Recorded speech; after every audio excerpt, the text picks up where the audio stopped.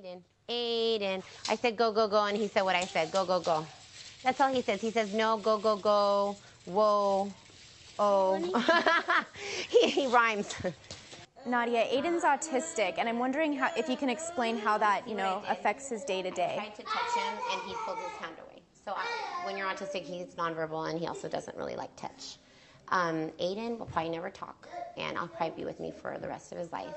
I know he's just as worthy as all the other kids. I love him so, so much.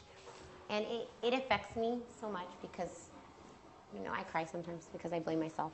I'm sure like any mother, even though it doesn't sound rational, I blame myself really because I feel like I caused it. And how? I think I exacerbated it. I think he would have been on the spectrum, but I think during pregnancy I drank coffee, and I still blame myself because I think that made it worse. I was kind of medicating myself for ADHD, which I was never diagnosed for, but it helps me focus and calm down.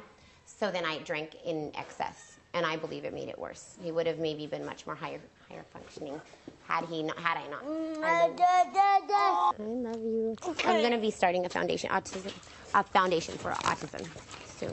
So. And your hope is to do a study with a lot of families? Yes, to do a study. My goal, when I use my counseling degree, will be to work with kids with autism and the families, to help them cope with their kids and how to work with them and how to try to understand it and try to prevent it and work with it, because there's so much hope, because you can guide a child out of it when they're really young, with early intervention.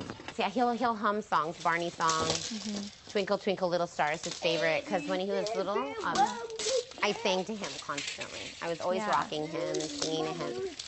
And I recall so many times when the kids would be sleeping and he'd be up with me and I'd be playing with him. I worked with him like an hour or hour and a half every night when the kids would go to sleep.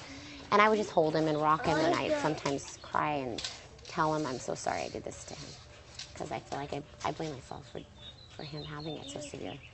Is that why you get upset about it still, or? Yeah, I do. It doesn't go away. It never goes away. And parents usually feel that sense of guilt for anything being wrong with their kids, or not even wrong with their kids, just certain behaviors. Different. I'm always going to love him unconditionally.